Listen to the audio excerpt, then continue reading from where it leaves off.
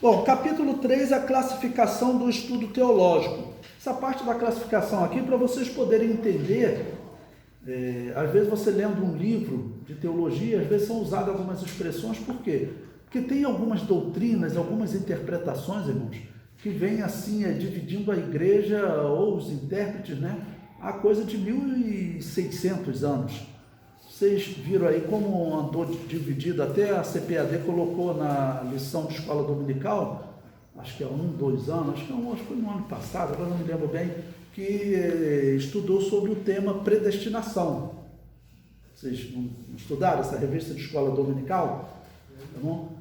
Que estudou sobre predestinação, estudou sobre a Epístola aos Romanos, e na Epístola aos Romanos foi debatido bastante sobre predestinação. Tá bom? Por quê? Essa é uma doutrina, por exemplo, que ela vem de 1.600 anos atrás sendo discutida, né?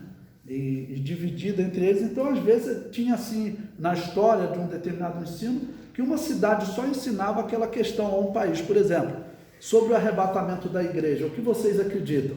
Vocês acreditam que vocês vão ficar aqui na grande tribulação e só depois da grande tribulação são arrebatados? Ou vocês acreditam que nós somos arrebatados antes? Eu também acredito que nós somos arrebatados antes. No Brasil, todo mundo pensa isso. Vocês sabiam que essa é uma doutrina, quer dizer, que ela tem essa grande força no Brasil? Nos Estados Unidos, as igrejas são muito divididas. Nos Estados Unidos, as igrejas são... os batistas, os presbiterianos, mas alguns batistas também já pensam diferente. Mas principalmente os presbiterianos, por exemplo, eles não acreditam num arrebatamento anterior à grande tribulação. Então, tem algumas doutrinas, por exemplo, doutrina de batismo. Época que determinadas igrejas defendiam que podia batizar criança. Por exemplo, a igreja luterana até hoje batiza, não é só a igreja católica que batiza criança, né? Tem a igreja presbiteriana, tem algumas igrejas metodistas também, que elas batizam criança. Então, você via uma doutrina, às vezes, que ela era particular numa cidade. Todo mundo acreditava de uma maneira, e às vezes em outro local acreditava de outra. Então, são usados alguns termos que ajudam vocês a entenderem esses exemplos. Então, um exemplo, por indivíduo. É usado o termo teologia acompanhado do nome do indivíduo, por exemplo, teologia paulina, teologia luterana, teologia calvinista, tá bom? Por exemplo, em teologia paulina, vocês sabem que tem uma discussão no nosso meio daquela questão do que significa as obras para o cristão, porque alguns acham que o apóstolo Paulo defende que a obra ela não influencia em nada para a nossa salvação, mas alguns pensam que Tiago já defende. Tá bom? Tiago chega ao ponto de dizer, mostre-me a tua fé sem as obras, e eu mostrarei a minha fé através das obras, né? Então, mas aí, então, alguns falam, né, em teologia paulina, outro em teologia de Tiago, então, ou então uma questão que Lutero tinha um pensamento e outro tinha um determinado pensamento. Então, usa às vezes o nome da pessoa, né, que elaborou aquela mudança naquele estudo. Por grupo ideológico, é usado o termo teologia acompanhado do grupo ideológico. Por exemplo, teologia católica, nós vamos falar na teologia católica, sim, a criança deve ser batizada, por exemplo. Na teologia assembleiana, não deve ser batizada criança nem batista. A presbiteriana já batiza criança. Tá bom? Então, às vezes, você usa um por grupo ideológico. Em terceiro lugar, pelo local de origem. É usado o termo teologia acompanhado do nome do local de origem. Por exemplo, teologia da Nova Inglaterra, teologia genebrense, teologia alexandrina, a teologia tarsiana, é usado alexandrina, tarsiana, porque os irmãos se lembram de um homem chamado Apolo de Alexandria. Alexandria era uma cidade que era um centro cultural muito importante no Novo Testamento. Então, Apolo está lá em Atos capítulo 18, fala de Apolo. Ele era um homem assim, formado mais na cultura grega, provavelmente, do que o apóstolo Paulo, que teria se formado em Tarso, que tinha uma formação mais romana. Tá bom? Então, até isso é estudado na história também, né? Número 4, pelo conteúdo. É usado o termo teologia acompanhado do termo que define seu conteúdo.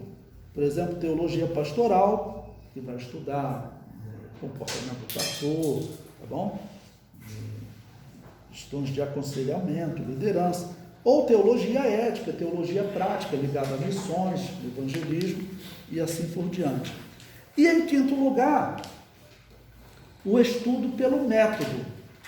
É usado o termo teologia acompanhado do termo que define o seu método. Exemplo, teologia exegética, ou teologia histórica, ou teologia dogmática, ou teologia bíblica, ou ainda teologia sistemática. Então, por exemplo, teologia exegética. Exegese que fala de interpretação. Você estudar o texto desde a sua origem, tudo, para você poder interpretar o texto corretamente. Vem de exegese, interpretação. Tá ok? A teologia histórica, a segunda é a teologia histórica, porque às vezes estuda um determinado tema, como ele vem sendo interpretado na história até os nossos dias. Tá ok? A teologia dogmática, porque estuda dogmas do cristianismo, aquelas doutrinas fundamentais, que Jesus nasceu sem pecado, que o sacrifício expiatório da cruz ele foi perfeito, tá bom? Poderoso para santificar homens de todas as tribos e línguas, que Jesus ressuscitou, ascendeu aos céus, tá bom? Então essas são doutrinas que são dogmas do cristianismo. Então a teologia dogmática estuda essas doutrinas. A teologia bíblica, que ela estuda a pessoa de Deus, teologia, né? A mensagem da salvação, a história da salvação só na Bíblia. Então, por isso ela é chamada de teologia bíblica. Ela se dedica principalmente a interpretar como Deus se manifestou aos homens na história da humanidade, tá bom? E como ele vem ensinando a salvação. Então, eu queria fazer uma pergunta a vocês. Pensando na Bíblia, qual a primeira vez que você vê Deus, de alguma maneira, ensinar sobre a salvação? No Jardim do Éden. No Jardim do Éden, na história de Adão e Eva. Sim. Alguém pensa alguma coisa antes? Na criação? Como na criação? Eu concordo contigo, mas tem alguma coisa lá na criação que te faz pensar na salvação? Alguma coisa ligada à salvação? Para vocês terem ideia, no versículo 1, tá bom? Os intérpretes não é só a igreja não, até os judeus, eles já veem mensagem de salvação. No versículo 2 e assim por diante. Por exemplo, no versículo 1, no princípio criou Deus os céus e a terra. O termo hebraico é o termo bara. Esse termo ele é usado ali para descrever como Deus tirar algo do nada. Então, por exemplo, você pode usar isso numa pregação. E você encontra uma pessoa, você encontra um pecador, principalmente se é um pecador desviado, aquele que já foi cristão. Porque essa pessoa parece que ela tem uma barreira, ela não consegue acreditar que Deus vai perdoá-la. Eu conheço uma irmã que ela está no mundo até hoje, e, por exemplo, essa irmã, ela confessou uma vez que ela abortou uma criança. Ela me confessou como pastor, né? Aí aconselhei ela, tal, uma coisa, o que significava aquele erro, né? E que ela deveria, não vai fazer isso nunca mais. Mas ela disse que até hoje ela não consegue se sentir perdoada. Então você pode dizer para essa pessoa que Deus, por exemplo, ele cria do nada, né? Até uma pedra pode ser um testemunho do Evangelho. Então, ou seja, significa que algo muito limitado Deus pode fazer um testemunho na terra, tá bom? Então, no versículo 2, por exemplo, o Espírito de Deus pairava sobre a face das águas. Vocês sabiam que esse termo pairar, ele só aparece 2 vezes na Torá, que os judeus falavam na Bíblia do Antigo Testamento? Aparece só ali que diz que o Espírito Santo pairava, é a tradução, né, da nossa Bíblia. E aparece lá em Deuteronômio que Moisés diz que Deus tirou Israel do Egito, e como uma águia, né, ela se move por baixo do seu filhote e o leva bem alto para soltá-lo e ele tentar voar, ele usa esse termo de novo, que a águia, ela paira sobre o filhote para levá-lo bem alto. Então, quer dizer, eles acreditam também, Deus já estava falando da história da salvação, tá bom?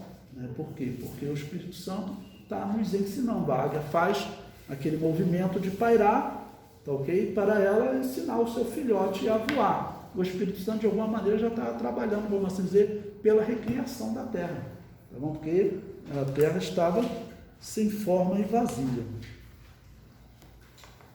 Então eu fiz aí um resumo de cada exegese dessa no capítulo 4, a classificação do estudo teológico por método.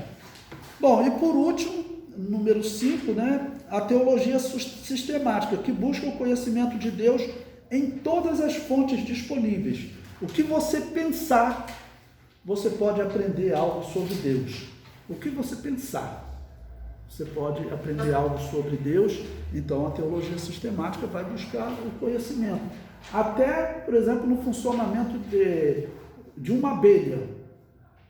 Porque Albert Einstein, ele dizia que o mundo é uma engrenagem tão perfeita, que tudo funciona dependendo do outro. Ele disse o seguinte, não foi um Zé Ninguém, né? Foi Albert Einstein. Ele disse que se as abelhas desaparecerem do mundo, a vida acaba. É tão drástico assim. É tão drástico, por quê? Porque começa um desequilíbrio, Sim. tá bom? Que daqui a pouco as flores não vão mais ser polinizadas, né? Tá bom? Então as abelhas são importantes. Dá uma parada para você ver com o lanche.